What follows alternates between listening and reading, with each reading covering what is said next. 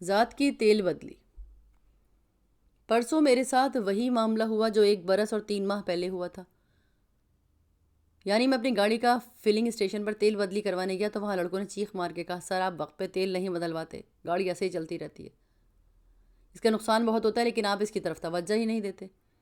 میں نے کہا بھائی اس میں اکیلے میرا قصور نہیں ہے، میرے ملک میں تیل بدلی کی طرف کوئی بھی توجہ نہیں دیتا، ہم پیٹرول ڈلواتے ہیں، گاڑی چلتی رہتی ہے اور ہم ایسا ہی کام لیتے رہتے ہیں۔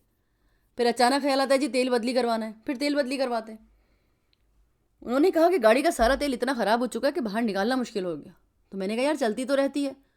انہوں نے کہا سر آپ تو پڑھے لکھے آدمی ہیں اور گاڑی کا وقت پر تیل بدلوانا بہت ضروری ہے۔ پچھلے سال بھی انہوں نے مجھ سے یہی بات کی تھی اور مجھ سے بدستور یہ کوتاہی سرزرد ہوتی رہی۔ جب وہ لڑکے تیل تبدیل کر رہے تھے تو میں سوچنے لگا کہ میں باقی سارے کام تو وقت پہ کرتا ہوں، بینک بیلنس چیک کرتا ہوں، یوٹیلیٹی بلز ادا کرتا ہوں اور یہ ساری چیزیں میری زندگی اور وجود کے ساتھ لگی ہیں، لیکن میں نے اپنے اندر کا تیل تبدیل نہیں کیا۔ میری روح کو بھی اس بات کی تو ضرورت ہے کہ اس میں تبدیلی پیدا کی جائے، لیکن اس بابت میں نے کبھی سوچا ہی نہیں۔ میں یہ بات سوچ کر پریشان ہوتا رہا کہ جی کیا مجھ پہ ایسا وقت آ سکتا ہے کہ میں دنیا داری کے اور سارے کام کرتا رہوں، خوش اسلوبی سے ان کو نبھاتا ہوا اور اپنی روح کی طرف بھی متوجہ ہو کر اس کی صفائی اور پاکیزگی کا بندوبست کروں۔ میں نے ان کے گزشتہ سارے سالوں کا حساب لگایا، لیکن میں ایسا نہیں کر سکا کیونکہ میری نیت تو شاید نیک تھی اور میں اچھا آدمی بھی تھا، لیکن یہ کوتاہی میری زندگی کے ساتھ چلتی چلی آ رہی ہے۔ میرا کوئی بس نہیں چلتا اور میرے ساتھ ایسی بے اختیاری وابستہ تھی کہ میں اس کو اپنی گرفت میں نہیں لا سکا۔ میرے خیال میں اپنی روح کے تیل کو تبدیل کرنے کے لیے اپنی بدن کی صفائی سے بھی زیادہ ضرورت ہوتی ہے، جس کی طرف آدمی کسی وجہ سے توجہ نہیں دے سکتا۔ وہاں بھی ہمارا مزاج اپنی گاڑیوں سے سلوک کے جیسا ہی ہے، جیسے کہ ہم اپنی گاڑیوں میں پٹرول تو ڈال کے چلتے ہیں، لیکن پٹرول سے مفید تر تیل بدلی کا کام ہم نہیں کرتے، چونکہ گاڑی کا انجن محفوظ رکھتا ہے۔ ہم ایسا نہیں کرتے۔ وہاں سوچتے سوچتے اور بیٹھے بیٹھے مجھے خیال آیا، کچھ لوگ بڑے خوش نصیب ہوتے ہیں جن کی توجہ اپنی تیل بدلی کی طرف زیادہ ہوتی ہے۔ وہ انسانیت کے گروہ میں زیادہ خوبصورت بن کر ابھرتے ہیں اور لوگوں کے مزاج کے لیے کچھ کہے بولے بغیر بہت سارا کام کرتے ہیں۔ اللہ نے پتہ نہیں ان کو کس طرح ایسا ملکہ دیا ہوتا ہے۔ بڑے سالوں کی بات ہے جب 1952 اور 53 میں بہت بڑا فلڈ آیا تھا۔ اس وقت ابھی لاہور کو سیلاب سے بچانے والی فصیل بھی نہیں بنی جسے آپ بند کہتے ہیں۔ اس وقت لوگ اپنے گھر بار چھوڑ کر ایسی ایسی جگہوں پہ جا بیٹھے جہاں زندگی بسر کرنا مشکل تھا۔ اب ہم اپنے طور پر یہ سوچ کر وہاں گئے کہ شاید ہمارا وہاں جانا مفید ہو، یا پھر تجسس میں بطور صحافی۔ ہم کچھ دوست وہاں گئے تو ایک بوڑھی مائی 2-3 ٹین کے ڈبے رکھ کے بیٹھی تھی، اس کے پاس ایک دیگچی تھی، یوں لگتا تھا اس نے کل شام وہاں شاید چولہا بھی جلایا تھا یا کچھ پکایا تھا۔ اس کے آگے پیچھے کوئی نہیں تھا، وہاں خیمے میں لوگ دور دور تک پھیلے تھے۔ ہمارے ساتھ آئے ہوئے ممتاز مفتی نے کہا کہ یار اس کی حالت تو بہت خراب ہے اور ناگفتہ ہے۔ میں نے کہا ظاہر ہے اور بھی لوگ ہوں گے اس کے ساتھ، اب اس خراب حالت میں بھی ان کے چہرے پر ایک عجیب طرح کا اطمینان اور سکون تھا۔ وہ بڑی تشفی کے ساتھ بیٹھی تھی، ان کے چہرے پہ کوئی شکایت نہیں تھی۔ ممتاز مفتی نے ان سے کہا بی بی اگر تم کو 200 روپے مل جائیں، 200 کا سن کر اس کی آنکھیں روشن تو ہوئیں، تو پھر تو ان کا کیا کرے گی؟ کہنے لگی باجی بڑے لوگ غریب نہ میں اونا وچ وڈ دیاں گی۔ اتنے برس کے بعد بھی مجھے اس مائی کا چہرہ یاد آ رہا، میں نے سوچا اپنی روح کی تیل بدلی اس نے بڑے وقت پہ کی۔ اس نے یہ کہا کہ جی بہت غریب لوگ ہیں، آپ 200 دیں گے میں سب میں بانٹ دوں گی۔ تو اس کی شخصیت اور برتری وہاں گئے ہم سب سے دانشوروں سے، رائٹرز اور صحافیوں سے زیادہ تھی۔ میں سمجھتا ہوں پچھلے سال اور اس سال کے درمیان میں مجھ میں ایک صلاحیت البتہ پیدا ہوئی ہے، کچھ ایسی خاص نہیں ہے، تھوڑی کچھ کمینگی کا عنصر بھی ہے۔ وہی کہ جب میں اپنے مد مقابل کسی نئے آدمی کو دیکھتا ہوں تو مجھے اتنا ضرور پتہ چلنے لگا ہے کہ باوصف اس کے یہ شخص بڑی مضبوطی اور تیز رفتاری کے ساتھ زندگی کا سفر کر رہا ہے، لیکن اس کے اندر کا تیل گندا ہے۔ کچھ لوگ زندگی میں ایسے بھی ملتے ہیں اور وہ ہر روز ملتے ہیں، جنہوں نے کسی وجہ سے بہت سارے کام کیے ہوتے ہیں، اس کی طرف توجہ مرکوز رکھی کہ میری روح کے اندر اور میری کارکردگی کے اندر کے کسی قسم کی علائش نہ آنے پائے۔ جب میں روم میں تھا تو وہاں کے ایک بڑے اخبار کے مالک، جس کے وہ مینیجنگ ایڈیٹر بھی تھے، انہوں نے اپنے جرنلسٹ کو دعوت دی، انہوں نے بھی مجھے مدعو کیا۔ گو میں کوئی بڑا کام کا رائٹر نہیں تھا، وہ بڑی عظیم الشان دعوت تھی۔ وہاں بڑا پرتکلف اہتمام کیا گیا تھا۔ جب ہم کھانا وانا کھا چکے تو کچھ صحافیوں نے اس اخبار کے مالک سے فرمائش کی، آپ ہمیں اپنا گھر دکھائیں گے؟ کیونکہ ہم نے سنا ہے کہ آپ کا گھر بہت خوبصورت ہے، ہم اسے اندر سے دیکھنا چاہتے ہیں۔ انہوں نے کہا جی ضرور دیکھیے اور آئیے۔ ہم نے ٹکڑیوں کی شکل میں ان کے گھر کا اندر سے نظارہ کیا، بڑا خوبصورت تھا۔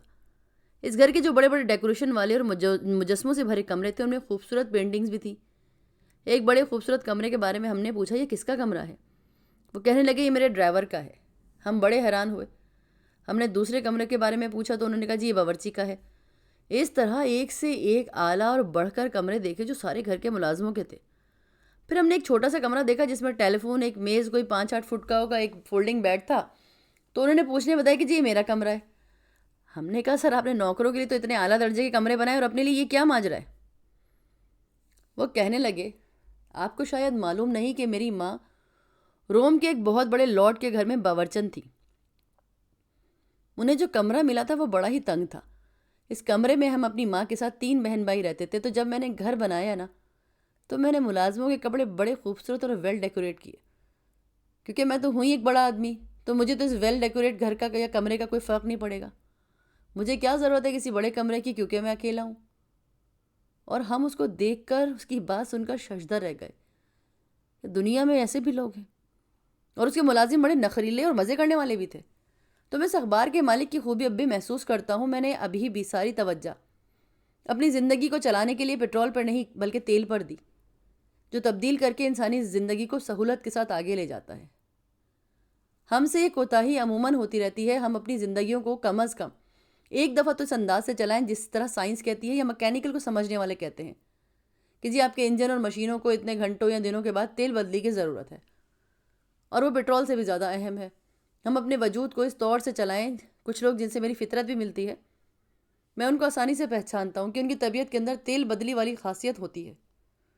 آپ کو زندگی میں بڑے بڑے امیر لوگ ملیں گے، آپ چاہے کل سے تجربہ کر لیں، وہ زندگی میں بڑے کامیاب ہوں گے، بڑے اونچے عہدوں پہ فائز ہوں گے، لیکن زندگی کے میدان میں جو انسانیت کے کھیل کا میدان ہے نا، اس میں کمزور ہوں گے۔ کہیں نہ کہیں آ کے ان کا انسانی رشتہ گھٹن کا شکار ہوتا ہے۔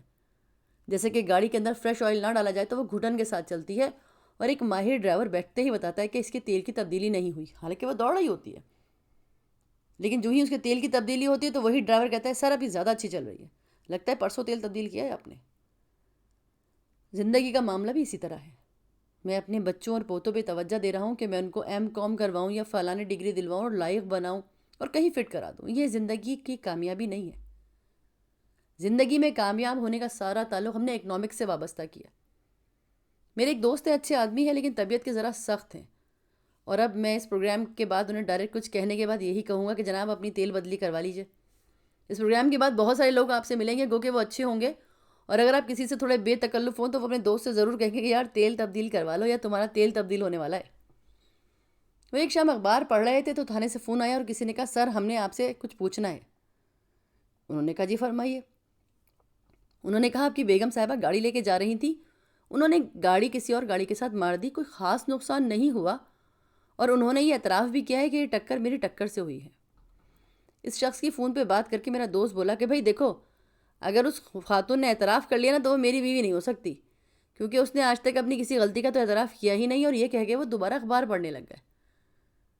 اس فون کرنے والے نے کہا جناب وہ اپنا نام شائستہ بتا رہی ہیں۔ انہوں نے کہا بھائی اس نام کی کئی خواتین ہیں، وہ میری بیوی نہیں ہو سکتی، کیونکہ یہ تیل تبدیلی والی بات ان پہ بھی صادق آتی ہے۔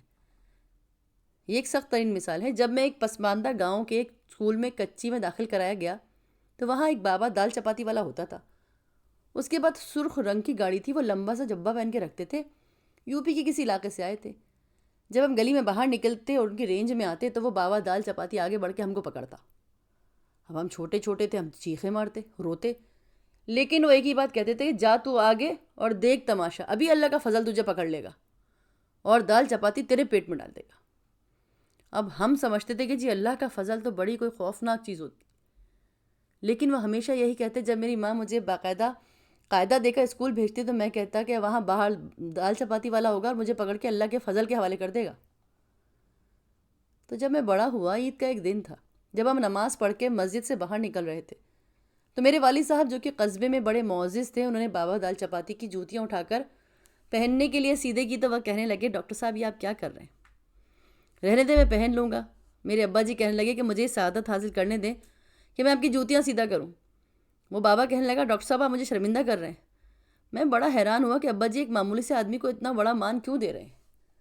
تو ابا جی کہنے لگے کہ آپ ہم سب مسلمانوں کے لیے فخر کا باعث ہیں۔ تو بابا دال چپاتی کہنے لگے میں ایک اچھا انسان تو ضرور ہو سکتا ہوں، اچھا مسلمان ہونے کا فیصلہ جو ہے ابھی فاصلہ طویل ہے۔ اچھا انسان ہونا بڑا مشکل ہے۔ تو خواتین و حضرات، آپ کو کچھ لوگ ایسے بھی ملیں گے جو اتنے زیادہ سخت طبیعت کے تو نہیں ہوں گے، لیکن ان میں عجیب سا بیلنس ہوگا۔ ہمیں اپنے دل کے اندر کوئی خباثت یا غلاظت نہیں پالنی چاہیے۔ گزشتہ سال بڑی بارشیں ہوئیں اور شدید بارش میں ہم جمعہ پڑھنے گئے تو نوجوان سے مولانا صاحب خطبہ دے رہے تھے۔ خطبہ دیکھتے ہوئے انہوں نے کہا، دیکھیے کیا اللہ کی رحمت ہے، اس کی کیا مہربانی ہے، کیا دل فریب اور موسلا دھار بارش ہو رہی ہے۔ اب اندر بیٹھے ہوئے اللہ کے لطف و کرم سے فیض اٹھا رہے ہیں، اور جو گاڑیوں پر جمعہ پڑھنے آئے ہیں جناب، ان کی گاڑیاں تو مفت میں دھل رہی ہیں۔ بڑی باریک سی بات تھی، اس سے اندازہ لگایا جاتا ہے کہ ابھی ایک ماہ کے اندر اندر مولانا صاحب کو اپنی تیل بدل کی طرف توجہ دینی چاہیے۔ ہم ان کو ابھی پوری کی پوری داد نہیں دے سکتے۔ میں آپ سے جاتے جاتے یہ درخواست کروں گا کہ آپ بھی اپنی موٹر کی تیل بدلی وقت پہ کروائیے۔ اپنی روح اور ذات کی تیل کی بدلی پر وقت صرف کریں، ورنہ کم وقت رہ جائے گا اور ہماری گاڑیاں بند ہو جائیں گی۔ اللہ آپ کو آسانی عطا فرمائے اور آسانیاں تقسیم کرنے کا شرف عطا فرمائے۔ اللہ حافظ۔